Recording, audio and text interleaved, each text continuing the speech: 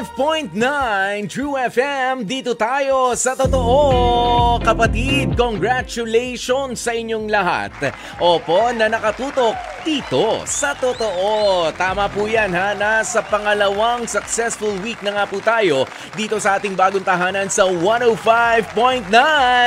Magdiwang mga kapatid at welcome na sa ating programang H2H, Heart to Heart. Kasama nga po ang inyong Kuya P, ang inyong Kuya Poy, ngayong TGIF. Thank God it's Friday! And TGIF, thank God it's Payday! Naks naman! Opo, payday ang mga A15 ngayon. Ano?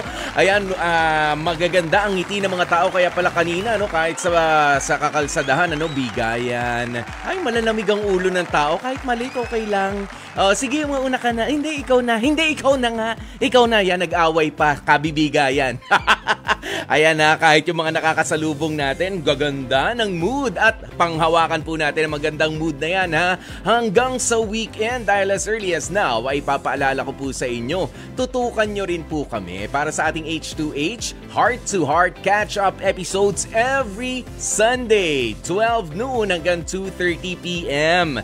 Yan ha, para po sa mga nakamiss o kaya naman naging busy noong mga nakaraang araw, pwede po nating balikan ang ating mga episodes dito sa Heart to Heart. Sunday po yan, alas 12 ng tanghali, dito pa rin sa 105.9 True FM. At syempre, ganun din sa Signal TV Channel 19. Hello po sa lahat ng mga nasa Signal TV Channel 19. Hi, ako lang po ito. Wag po kayong ano dyan ha, para kayong nagugulat ha. Huwag kayong nagulat. Ako lang po ito. Pwede yung sa TV yung ganitong beauty.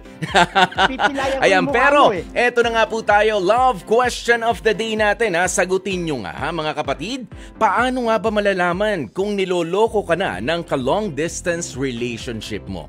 Yan, ka-LDR mo. Paano mo mahahalata? Paano mo mararamdaman na ikaw ay niloloko niya na?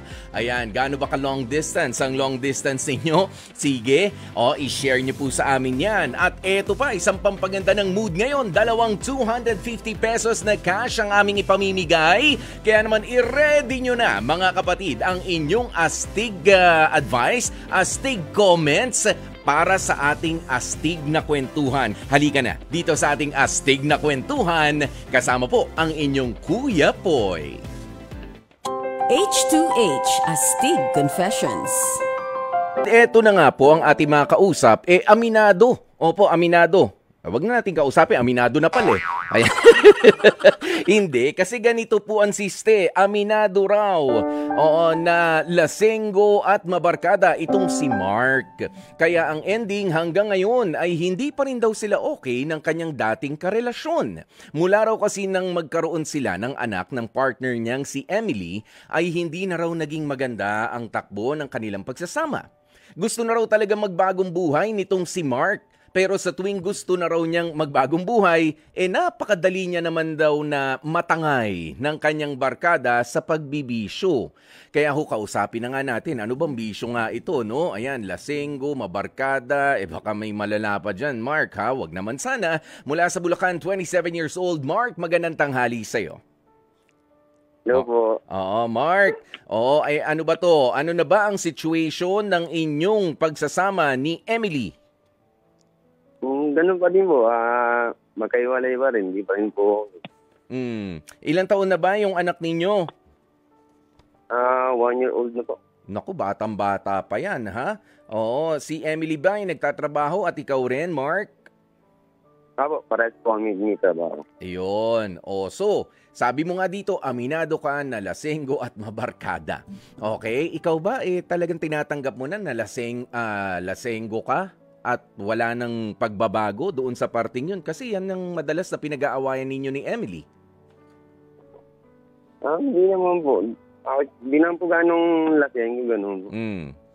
Ano lang pala? Ano talaga yung pinaka-kinakagalit sa'yo, kinakatampo nitong si Emily? Yun nga po, yung mga barkado. Minsan po, kapag hindi ko rin matanggan, pag may halimbawa, ayahin po ako minom. Para po maglaro ng basketball. Okay. Sandali. Iinom muna bago mag-basketball o magba-basketball bago iinom? Basketball po muna bago uminom. Ayan, may kilala rin kasi ako Mark na ganyan no? Oh, tropa ko rin yan. Magpapalakas ng katawan tapos magpapamanhid pagkatapos. Uy, pero masama yan ha. Siyempre, pagod yung katawan natin tapos magiinom-inom.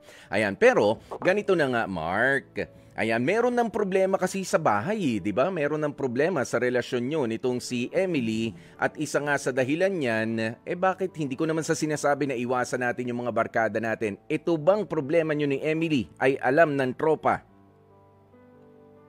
Ay, hindi naman sinasabi sa mga barkada. Yun, hindi nila alam na kumbaga sila na rin yung nagiging dahilan.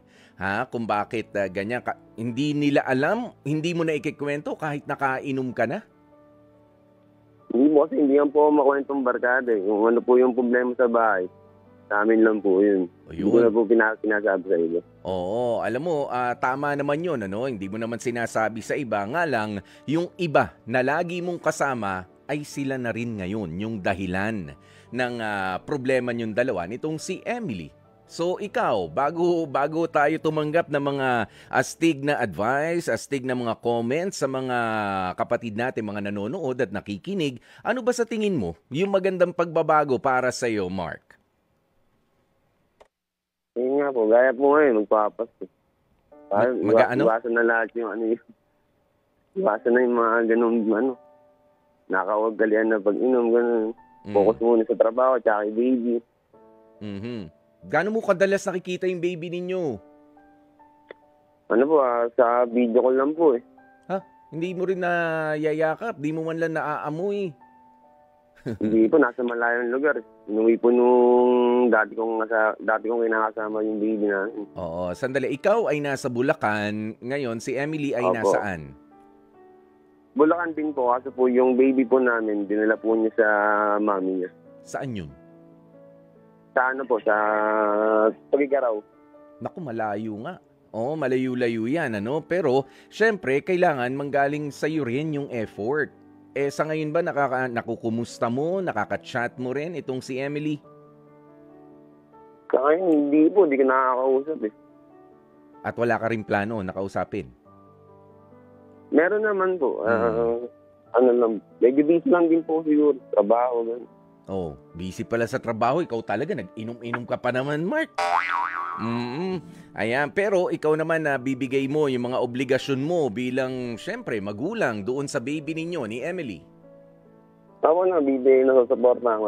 O yun, papaano mo na ipapaabot yun kung wala kayong komunikasyon nitong si Emily? Sa side po nung mami ni Emily. May contact po ako doon ko po pinadadala yung pera. Sino yun? Yung ate po niya. Sa ate niya. Okay, sa ate ni Emily. So, nakukumusta mo rin kahit papaano si Emily? O hindi ka pa interesado sa ngayon? Totally hindi ko po chinachat. Pag kailangan ko po ng contact si baby, yung ate po ni Emily yung kinakausap ko po. Kumusta naman ang pag-uusap ninyo ng ate nitong si Emily? Okay naman po. Tatanong, ba't nga daw po nagkaganon? Dati daw po hindi naman daw po kami ganon. Ayun nga. Wala pa kaming ano nga ba kasi talaga, kasi ang iniisip ko naman dito, baka naman yung pag-inom-inom mo, resulta na lang nung pinakadahilan talaga. Ano talaga yung dahilan kung bakit kayo nagkasira at nauwi pa nga sa hiwalayan itong si Emily? Pwede ba naming malaman? Yun po. Nung una po, kasi hindi po niya tanggap na magkakabibi na nga po kami ganun kasi marami pa pong plano, ganun. Bigla pong dumating yung baby namin ng di po inaasahan. Di pa po niya tanggap. Parang doon po natugat yung away po namin. Hindi niya tanggap, hindi pa siya ready na maging ina. Tama? Hindi po. Ganun po. At ikaw naman, hindi ka pa rin ready na maging ama. Ready na po ako kasi ginawa ko nga po yun. Ayun nga ginawa nyo in the first place. Ayan, hindi na pagplanuhan ng maigi, no?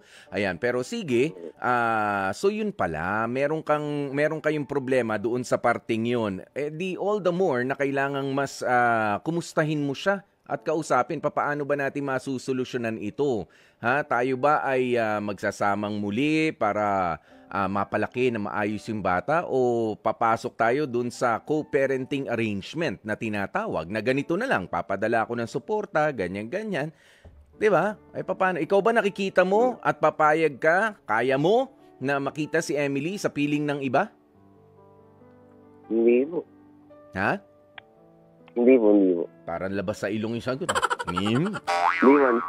Ha? Hindi. Pero ayaw ko rin po nung gano'n. Ayaw mo rin, di ba? Hindi makita mo. Oo.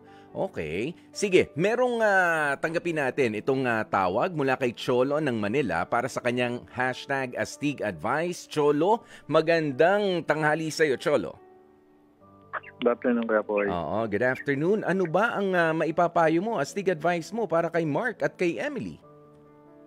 Para sa akin, Jeffrey, habang buhay may pag-asa. Para sa akin, hindi pa uli yung lahat. Nadadala sa magandang usapan. So, di pa naman dumadating yung Pasko, pwede pa siyang magbago, kausapin niya maayos yung asawa niya. Baka maging okay sila. Okay. Ayan talagang yung iba talaga gumagamit pa ng Kapaskuhan no? Para maging extra sweet. Pero magandang timing din, Cholo, tama? Opo. Yun. Tama. Pero hindi naman lagi nating ipagpapalagay na porke magpapasko, mapapatawad, magkakaintindihan tayo. Okay? Ganyan yan, Mark. Narinig mo yung payo na yan ni, ano nga pangalan to? Si Cholo. Oo. Kasi matagal-tagal na. Ilang buwan na kayong hindi magkasama at di nag-uusap ni Emily? Almost 6 months na po. 6 months na? Nangangalahati na yung taon. So ano na ang plano mo sa ngayon? Nga po. Kausapin ko po si Emily na kung pwede ayusin namin yung sa amin para rin baby. Yun, bago. Mangangako na po ako na dapat talaga ako. Ha? Kanino ka ba nangangako? May kausap ka ba dyan na iba? Diyan ka ba sa katabi mo nangangako o kay Emily? Kay Emily po. Yeah. Yung pag nakita nga, pinausap ko nga po siya. Mangangako na po ako na hindi po ako mag-iinom. Iwasan ko na po yung mga ganyan. Sige, ganito Mark. Mamaya, bibigyan ka namin ng oras para magbigay ng mensahe kay Emily. Pero sa ngayon, basahin muna natin ang ilan sa mga #AstigAdvice ng mga kapatid natin. Sabi ni Elmer Buwan, #AstigAdvice ko, Kuya Poy, kay Mark ay madali lang talaga na sabihin na gusto mo magbago pero napakahirap na gawin. Lalo na nga at talagang nalugmok ka na sa pag-inom-inom ng alak. Pero sabi nga, kung talaga mahalaga sa iyong pamilya mo, ay magagawa mo ang magbago at maiwasan yung bisyo mo. Very well said mula kay Elmer Buwan. Thank you. Ayan si Rosaline Reyes, sabi niya, naku, iwasan na yung paglalasing na yan. Okay? Ayan si Marites Intia naman, #AstigAdvice, may karelasyon ka na Mark at bata pa yung anak mo, unti-unti mo nang baguhin yung sarili mo at disiplinahin din para makaiwas ka sa bisyo ng paglalasing. Kung makita mo ang partner mo na unti-unti nang binabago ang sarili mo bilang pamilyadong tao, importante rin kasi yan talaga sa pagbuo ng pamilya o yung pagiging responsableng tatay at asawa. Ayan, maraming salamat sa iba pa pong mga nagbibigay ng inyong #AstigAdvice at Astig comments para dito kay Mark. At Mark, ito na nga ang pagkakataon para ikaw ay magbigay. Pwede bang ibuka mo yung bibig mo, linawan mo yung pagsasabi mo para kung nakikinig man ngayon si Emily, yung pangako mo kanina na sinasabi para mas malinaw niya at tumagos naman sa puso niya. Okay, Mark, ito na ang pagkakataon. Hindi lang para kay Emily to para din doon sa inyong anak na hindi mo na nakikita for the past 6 months. Okay, go ahead, Mark. Ayun, Emily, sana naririnig mo to. Magkausap sana tayo. Papangako ko sa'yo na magbabago na ako. Iwasan ko na lahat yung ayaw mo. Miss ko na rin kayo ni baby. Sana maayos tayo. Yun lang? Walang I love you? Yun, okay na po. Wala mo na? Wala mo na? Sige. Wala po muna. Wala mo na. Wala. Galit. Ikaw talaga. Pero hindi, sige, nakakausap mo naman yung ate ni Emily. Makiusap ka, ate. Baka pwede naman tulungan nyo ko dyan na makausap ulit yung nanay ng anak ko. Ha? Maging responsableng partner, ha? At maging responsable ring anak. Yun ang pinakamagandang regalo sa Pasko para sa inyong anak na wala pang kamuang-muang, ha? Yung maging responsable para sa pamilya natin. Okay, Mark? Okay po. Regaluhan mo na lang yung bata ng isang buong pamilya. Kung ayaw nyo naman pala, hindi nyo kaya makita ang isa sa piling ng iba, yun ang pinakamagandang regalo. And then, i-work out ninyo kung ano man yung differences ninyo o yung sinasabi mong hindi nyo pakahandaan sa pag-aasawa nitong si Emily. Maraming salamat sa iyo, ha, Mark. At syempre, eto, i-congratulate na nga po muna natin, mga kapatid, ang dalawa na mabibiyayaan natin ng 250 pesos na cash, si Michelle Machado at si Cholo ng Manila. Congratulations po sa inyo. At eto na nga po ang ating love question of the day. Papaano mo nga ba malalaman kung niloloko ka na ng ka-long distance relationship mo? LDR, kala mo social, Kala mo in, ha? Pala niloloko ka na. Eto na nga po ang inyong mga kasagutan. Sabi ni Wena Tarosa, nako, ganito yan. Malalaman mo kung dati nag-update siya sa'yo. Hindi na, ngayon, hindi na. At hindi na siya nagpapaalam ng kung anong, mga ginagawa niya. Tapos marami ng dahilan kapag kinumpronta mo, madami na masyadong alibay. Doon pa lang, huli mo na niloloko ka na. Nako. Ayan, si Joraline Valeriano, sabi niya naman, syempre, yung hindi na nagpaparamdam sa'yo at yung marami na talaga siyang mga rason, okay? Ayan, sabi naman ni Bean Rose Raet, sa pakikitungo sa'yo, parang iba na. Kapag ka madami ng inililihim, kapag ka lagi na nagsisinungaling at ang dami-dami ng mga alibay. O diba, alam nyo kung ano ang halos nagkakapare-pareho sa mga sagot ng mga kapatid natin. Yan yung alibay, mga rason, ang dami ng excuses, ang dami. Dati, ang dami ng plano, ang dami ng mga surprises. Ngayon, ang dami ng dahilan para wag matuloy ang surprise. Ang dami ng dahilan na kesyo ganito, kesyo ganyan. Yun nga, Pero, eto naman. Sabihin natin, baka yung iba mag-overthink dyan, depende rin naman sa mga gawain ng inyong mga partner. Okay? Na nasa long distance relationship nga po kayo, Yung iba, talagang lehitimo, legit na mga busy. Wag naman sasabihin na ayoko na, mag-break na tayo, wala ka ng oras para sa akin. Yung iba ay legit na busy lamang at ikaw na rin mismo ang gumawa ng paraan para kayo ay makapag-usap, para magkaroon ng communication. Yung iba kasi laging ganyan, naghihintay lang na magkamali at inoobserbahan ng kanilang partner without even hindi man lang siya yung nagre-reach out. Diba? Hinihintay lang, hindi mo na ako tinatawagan. Ikaw ba tumawag? Ayan, hindi mo na ako kinukumusta. Ikaw ba kinumusta mo yung partner mo? Yan. Kaya ganun, give and take sa relationship. Hindi yung observe ka lang ng observe. Meron pa pala talaga kayong love life. Pero ikaw, parang patapos na para sa'yo. Yung pala, nag-overthink ka na. Huwag ganon. Yung hindi niya magawa, i-compliment mo siya. Ikaw ang gumawa naman. Yan. Para magtagal ang inyong relationship. Okay? Ganoon yan. Papaano? Papasalamat nga po at magpapaalam pansamantala ang inyong lingkod. Ako po si Kuya Poy, ang inyong gwapopoy para sa ating programa tuwing pananghalian na tinututukan. Ito po ang Heart to Heart ng 105.9 True FM. Dito tayo sa totoo.